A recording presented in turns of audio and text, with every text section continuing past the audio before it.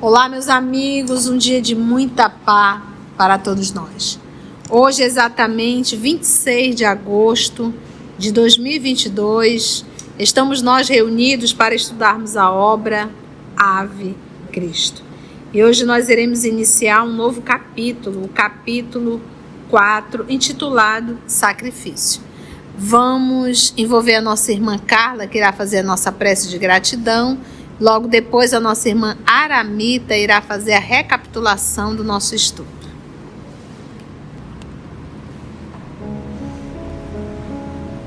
Jesus amigo, mais uma vez te agradecemos essa oportunidade de estudo, de encontro, de fraternidade. Ajuda-nos a aproveitar esses momentos, expandir nosso conhecimento sobre as realidades da vida espiritual, para que possamos caminhar com serenidade, com confiança em Ti. E como o início do capítulo Sacrifício, te pedimos que na hora do nosso sacrifício, saibamos manter os olhos fixos em Tua direção, nas Tuas diretrizes, nos Teus ensinamentos. Fica conosco hoje e sempre, que assim seja. Situando todo mundo, estamos entrando no ano de 251 depois de Cristo. Helena e Lucila estão em Roma. Lucila está prometida para casar com Galba, mas se enamorou de Marcelo Volusiano. E Tassiano está em Lyon com Blandina e conheceu Lívia e o pai dela. O pai dela é um escravo liberto. E Helena, em Roma, ficou sabendo de Lívia e do pai dela. Só que Teódulo, que também é amante de Helena, contou para ela que como se a Lívia fosse amante de Tassiano. Helena planejou sua vingança. Primeiro ela se livrou de Marcelo Volusiano e depois comprou a dívida do Basílio e está planejando a vingança contra Basílio e Lívia. E para isso ela vai mexer os pauzinhos, vai tirar Tassiano de Lyon. Quando Tassiano estiver indo para Roma, ela volta para Lyon, faz a vingança e quando Tassiano voltar já estará tudo consumado. Estamos aí. Então vamos lá, vamos ver se vai acontecer da forma que Helena deseja. Em Lyon, mantinha-se a paz inalterável. A ausência de Helena perdurava por mais de 12 meses. Então, quem tirava a paz de Lyon? Helena. A posição de Helena. E aí a gente já faz uma autorreflexão. É aquilo que nós falamos ontem na palestra. Não é o ambiente que nos dá a qualidade, somos nós que damos a qualidade ao ambiente que nós estamos inseridos. Então, aonde nós estamos inseridos, levamos paz ou levamos o tumulto, a discórdia, os berros, os gritos, as fofocas? A ausência de Helena perdurava por mais de 12 meses. Todavia, Tassiano, com surpresa para ele próprio, sentia-se bem disposto e feliz. Acontecimentos expressivos haviam modificado a face do império. Décio morrera. Décio, Caio, Mécio, Quinto, Trajano, Décio. Nasceu em 201 da era cristã e desencarnou em 251. Foi imperador romano entre 249 e 251. Foi proclamado imperador pelo Senado após a morte de Filipe, que ocorreu em confronto entre os exércitos romanos. Vamos ver como foi Décio morrera. e o cetro imperial fora empunhado por Galo, Caio Víbio Treboniano Galo. Nasceu em 206 da era cristã e desencarnou em 253. Ele foi imperador de 251 até 253 na sua morte. Galo, que passou a governar o mundo romano com deploráveis espetáculos de inconsciência e devassidão. Orientadores e magistrados, guerreiros e políticos pareciam dominados pela decadência moral a estender-se arrasadora.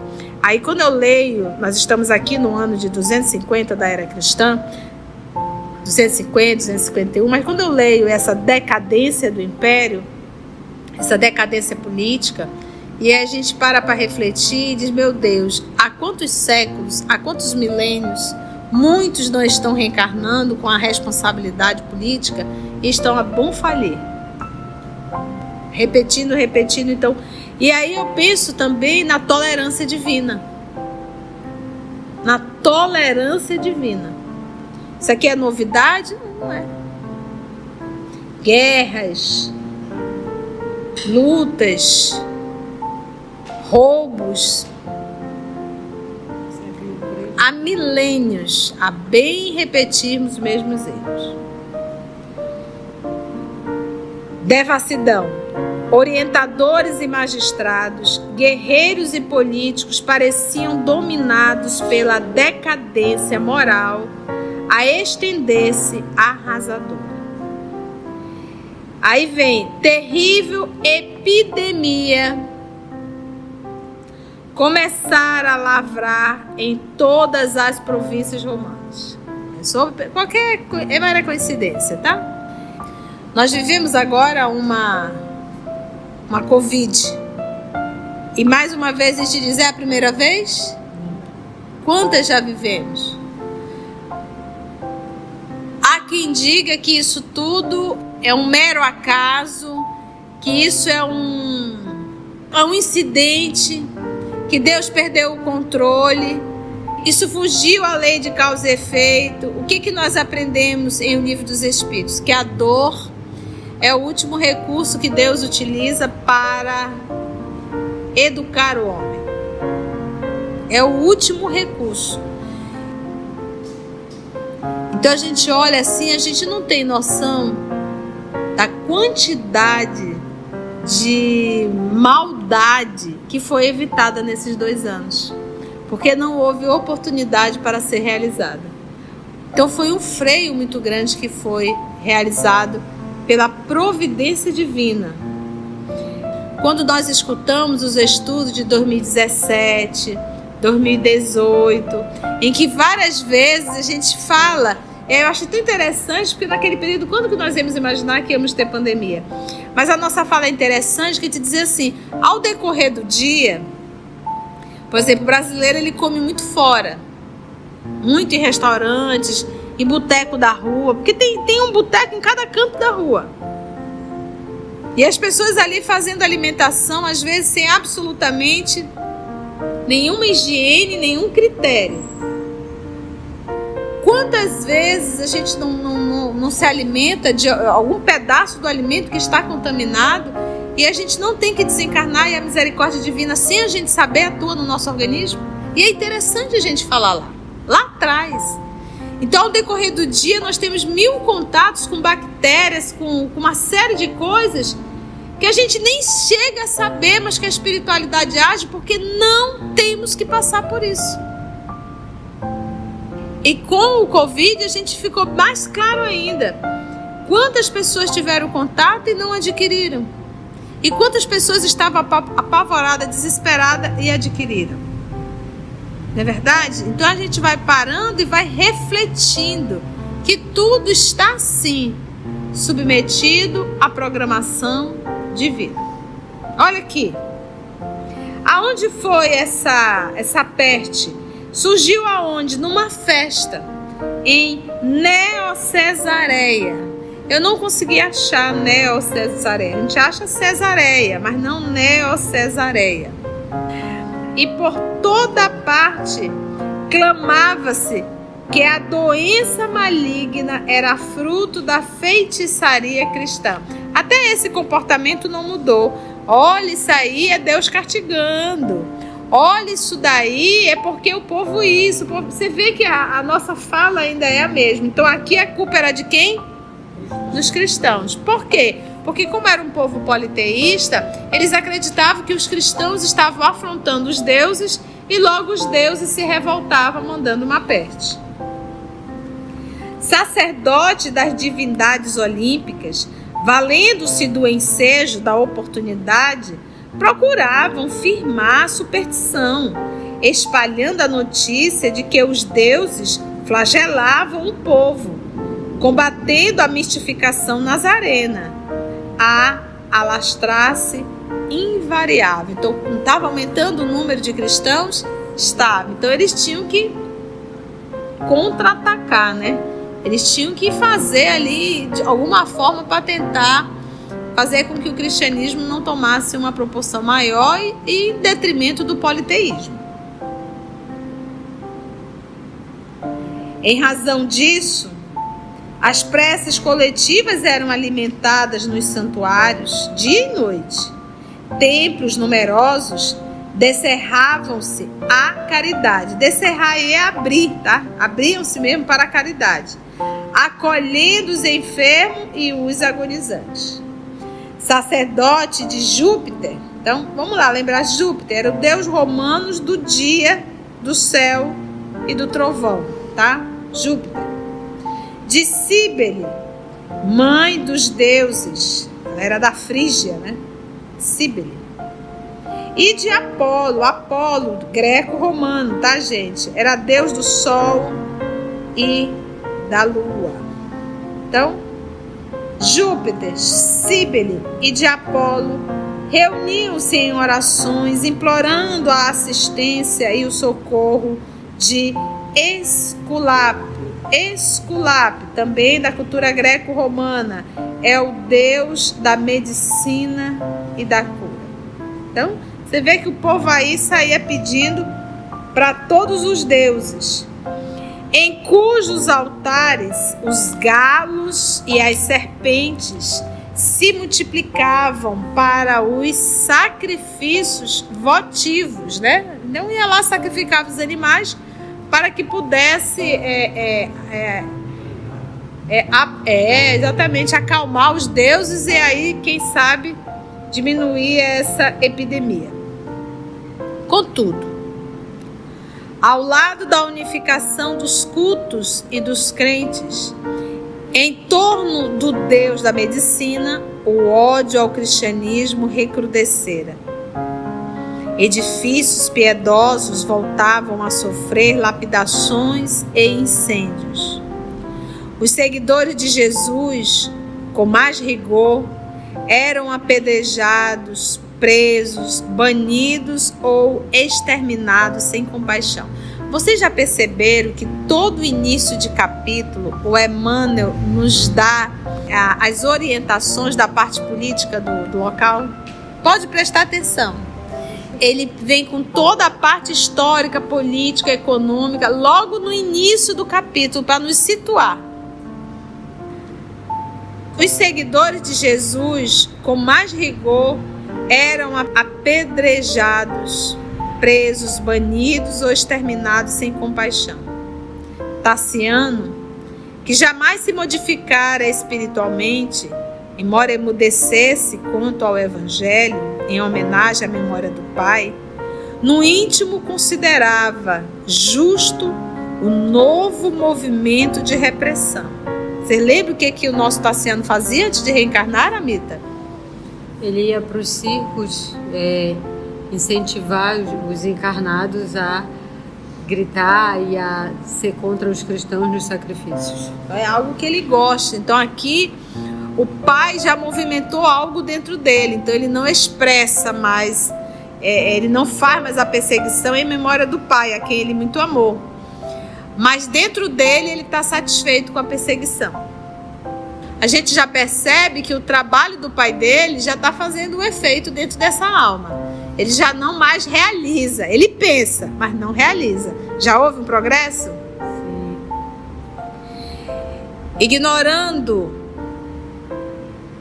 deliberadamente o que ocorria fora dos muros domésticos, apesar de o filósofo e a filha ocultarem o coração sangrando de dor, porque eles são cristãos, dividia a alma entre a filhinha e os dois amigos, considerando-se o mais feliz dos mortais. Mas ele a ama, Sim. a convivência já é o suficiente.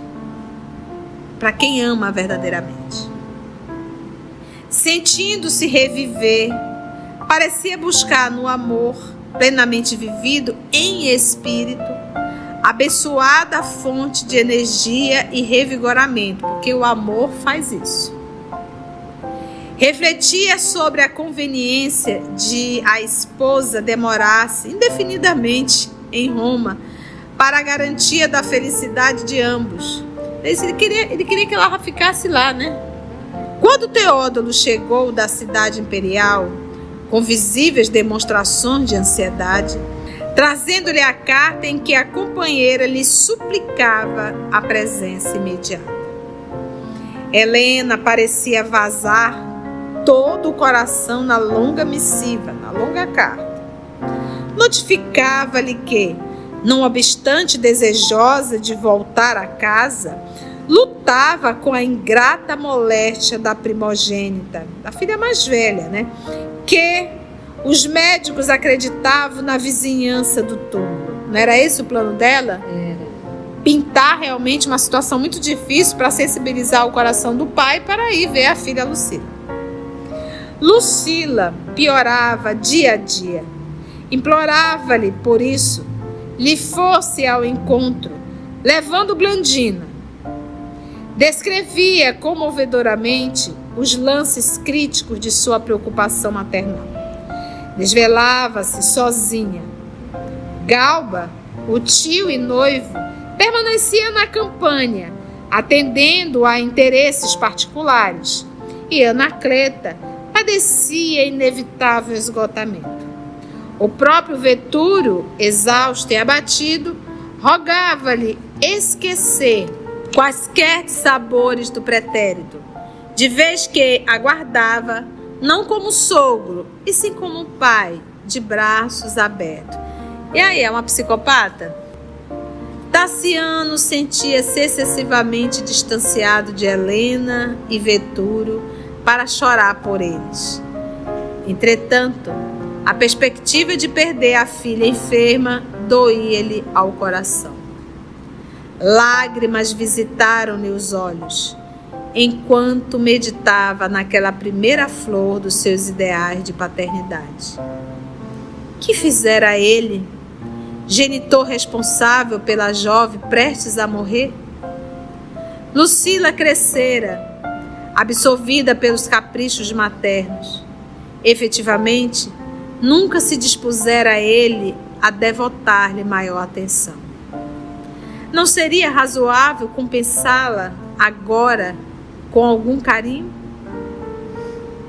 Todavia, repugnava-lhe a expectativa de qualquer reencontro com o sogro, e a volta de Helena não lhe infundia o mínimo prazer. Em vão, Teódulo lhe aguardou a palavra. Depois de prolongada espera, observou-o desapontado. Trago notícias pouco lisonjeiras da jovem Lucila e... Interrompeu Tassiano secamente. Já sei. O agente de Opílio rodou sobre os calcanhares e afastou-se, enquanto o interlocutor demandava ao seu gabinete particular, aí meditando largos minutos, sem encontrar uma solução para o enigma que o atormentava. Ao crepúsculo, em companhia da filhinha, buscou a casa do afinador para mais detido exame do assunto. A carta foi lida carinhosamente.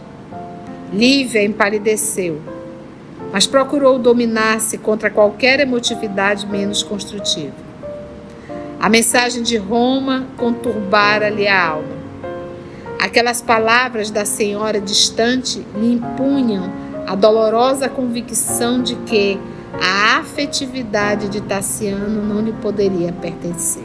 Porque ela estava ali iludida, né? Estava tudo muito bem, eles vivendo, a mulher bem longe. Aí ela foi construindo aquela ilusão dentro dela. E de repente, chegando uma carta, ela ouvindo, aí ela disse: realmente a nossa relação é impossível. Inopinada a amargura, qual se for avisada de infortúnio próximo, lhe tomou o mundo íntimo. Quis chorar convulsivamente, contudo, a serenidade paterna e a segura polidez do homem amado lhe impunham equilíbrio. Tassiano comentava, por alto, as dificuldades que experimentava para reaproximar-se do sonho. Além disso, desde a mocidade não revia a metrópole e gostaria de lá não voltar. Não seria mais aconselhável desatender ao chamado? Que adiantaria a presença dele junto da filha enferma, se Opílio, fartamente endinheirado, poderia rodeá-la de médicos, enfermeiros e servidores? Blandina escutava a exposição sob evidente contrariedade, agarrada ao colo da preceptora entristecida. O ancião, porém, assinalava-lhe a palavra com paternal ternura. Percebendo-lhe a incerteza e, em estado, convidado a pronunciar-se, aconselhou calmo. Filho, existem obrigações centrais no campo dos deveres comuns de nossa vida. Aquelas que se referem à paternidade são de aspectos essencial e inadiável. Não hesite. Se o velho sogro te ofendeu os brios de homem, desculpa e esquece. Aos mais moços cabe entender os mais velhos e ampará-los. Desejo ardentemente que o céu nos favoreça com a cura de tua filhinha, mas se a morte a recolhe, sem o apoio do teu carinho pessoal e direto, não te julgues livres da sombra do remorso que te acompanhará por verdugo sutil. Existem obrigações centrais no campo dos deveres comuns de nossa vida.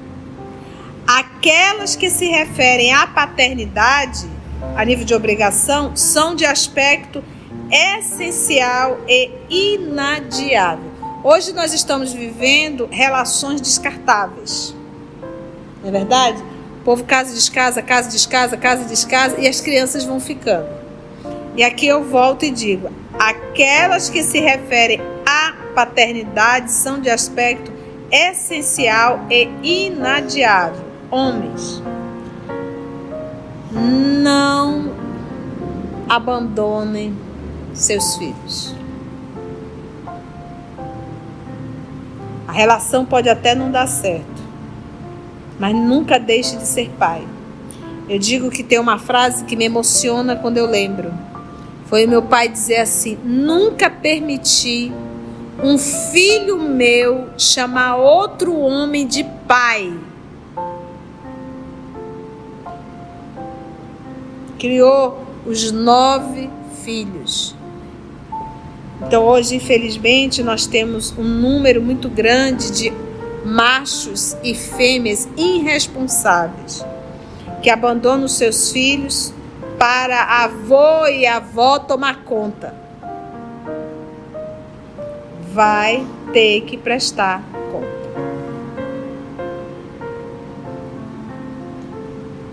Aquelas que se referem à paternidade são de aspecto essencial e inadiável. Não hesites. Não pense 2 vezes. Não titubeie. Se o velho sogro te ofendeu os brios de homem, desculpa e esquece. Aí as pessoas dizem: tia, é tão difícil, eu não consigo esquecer. é tão simples que a gente não consegue entender, mas eu vou simplificar mais ainda. Esquecer é não lembrar todo dia. Esquecer é não ficar contando. Quantas vezes você se reúne e volta a contar a mesma história? Se voltar a contar a mesma história, você volta a reviver e acende de novo esse fogo. Então esquecer, não conta mais. Desculpa e esquece. Só isso. Não conta mais a desgraça, não conta mais aquele momento difícil. Não, mas eu vou te contar. O meu pai, quando eu tinha 15 anos de idade, ele me fez isso, me fez aquilo. E você está contando essa história, tu já tem 60 anos. E não se tocou. E você volta a repetir o que teu pai fez contigo quando tu tinha 15 anos de idade. Quem é que está preso? Tu. Então perdoa a ignorância do pai, a ignorância da mãe, caso tenha feito, e segue tua vida. Mas tia, tem situações muito difíceis. Sim, quanto mais difícil, menos você deve lembrar. Porque quando a gente lembra, a gente volta a viver. Se a coisa foi tão dolorosa, tu vai te torturar uma encarnação inteira. Esquece, deixa lá, apaga. Graças a Deus a pessoa não está mais ali ao teu lado, infernizando a tua vida. Aliás, ela está. Porque toda vez que você conta a história, a pessoa volta a estar ao teu lado. Então isso é esquecer.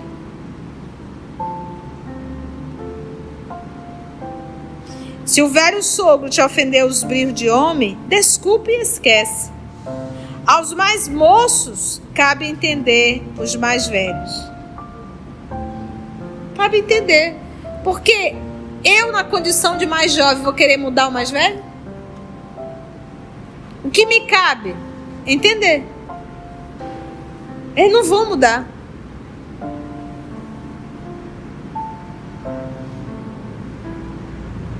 E ampará-los. Entender e ampará-los. Desejo ardentemente que o céu nos favoreça com a cura de tua filhinha, mas se a morte a recolhe, sem o apoio de teu carinho pessoal e direto, não te julgues livre da sombra do remorso. Porque se ela desencarnar e você não for lá, você vai carregar essa sombra do remorso. Eu devia ter ido. Não vi minha filha pela última vez. Não te julgues livre da sombra do remorso, que te acompanhará por verdugo sutil. Verdugo sutil. O patrício não respondeu, mergulhado nas reflexões que lhe possuíam a alma indecisa. Lívia, contudo, tentou fortalecer-lhe a desistência da viagem, opinando: Mas, papai, imaginemos que Tassiano está inspirado por forças de ordem superior. Suponhamos que efetivamente não deva ir. Não será mais justo confiá-lo à própria intuição? Se ele fosse surpreendido por algum desastre em viagem, se adquirisse a peste sem necessidade. Ela quer que ele vá? Não. E ela aí está sendo conduzida pelos seus sentimentos. O velho abanou a cabeça e ponderou: sossega o facho, menina, né? Vamos ver o que ele vai dizer. Filha, em matéria de bem-prazer, penso que nos compete seguir até o fim. Ainda que o mal nos estraçalhe, ainda que a ignorância nos atraiçoe, admito que o dever nos reclama o esforço pessoal nas mínimas fases de nossa vida. Tassiano tem uma filha doente que a própria mãezinha nos afirma avizinhar-se da morte. Ambas lhe suplicam assistência. Que direito lhe assiste para esquivar-se? Essa fala do seu Basílio é linda quando ele diz assim: em matéria de bem fazer, penso que nos compete seguir até ao fim. Então, não importa se A, B, C, D, F, G, H não mereçam. Não importa que A, B, C, D serão ingratos. Não importa que A, B, C não vai valorizar. O que importa é o bem fazer. É aquilo que a gente diz. Na verdade, era a Madre Teresa. Não é entre eu e o outro. É entre eu e Deus. Então é aquilo que ele diz. Em matéria de bem fazer, penso que nos compete seguir até o fim. Até o fim o quê? Fazendo o bem. Ainda que o mal nos estraçalhe, ainda que a ignorância nos atraiçoe, admito que o dever nos reclama o esforço pessoal nas mínimas fases de nossa vida. Jesus não sabia que Pedro iria negá-lo? Ele abandonou Pedro? Não. Jesus não sabia o que Judas iria fazer? Ele abandonou Judas? Não. Inclusive, quando Judas cometeu suicídio, diz Humberto de Campos que ele solicitou imediatamente que o anjo da caridade fosse acolher Judas, que tinha acabado de cometer o suicídio. Então, nós ainda somos muito movidos por coisas que acontecem. A gente ainda não tem um equilíbrio interior suficiente para nós falarmos igual Paulo. Na alegria ou na tristeza eu sou sempre o mesmo. Tu pode fazer o que tu fizeres, isso não vai alterar dentro de mim a minha forma de ser e de viver. Então nós somos muito assim. Se o Wesley me trata bem, eu vou ficar feliz e vou tratar bem o Wesley. Mas se o Wesley não me trata bem, eu vou ficar triste e não vou tratar bem o Wesley. Então, na verdade, eu sou o que o Wesley quer que eu seja. Eu ainda não tenho uma firmeza dentro de mim para eu dizer assim, eu sou o que eu tenho que ser perante Deus. E qualquer pessoa que se aproximar vai ver o Deus em mim. Refletindo Deus, entende? Então é que ele está dizendo assim, faça o bem sempre, não importa. Se o outro não foi fiel, é o problema do outro.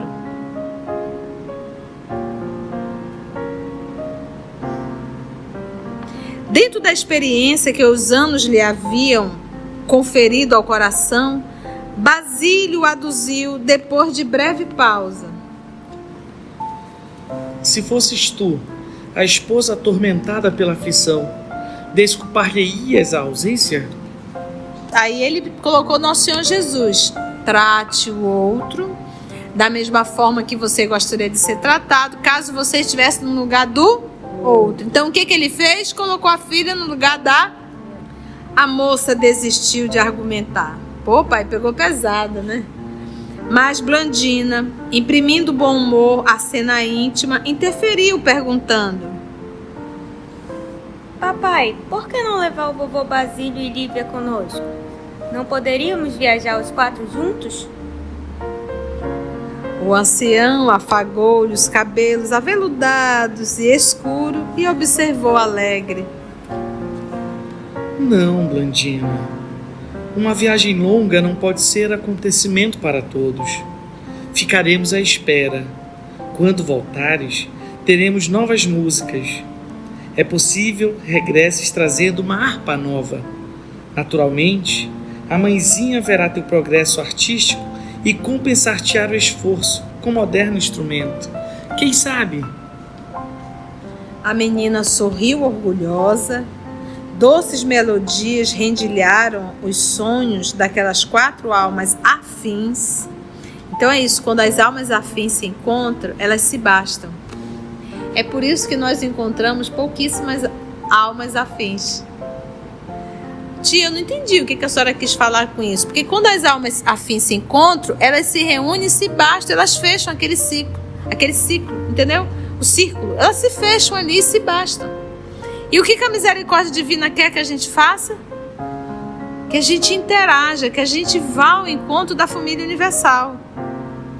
Então é como se nós estivéssemos buscando constantemente os nossos afins. E se nós fecharmos, a gente deixa de angariar amigos. Então fecha, fica de panelinha, exatamente. Então larga esse ciclo. Entende? Não. É necessário que a criatura sinta necessidade de ir atrás, de buscar. E aí eu gosto da fala do Nosso Senhor Jesus: angariais amigo. Doces melodias rendilharam os sonhos daquelas 4 almas afins que jamais se separariam obedecendo à vontade própria. Tassiano pediu a Lívia que cantasse o hino às estrelas que lhes havia ensejado o primeiro encontro, e a moça atendeu-lhe ao desejo, repetindo a canção com emotividade e beleza. Pairava no ar uma sensação de encantamento, a misturar-se, porém, de infinita amargura.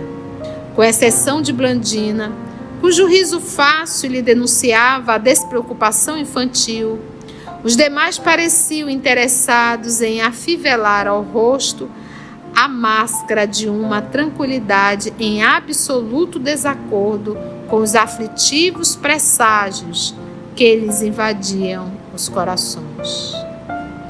O genro de Vetúrio nunca se mostrara tão sensível ao despedir-se.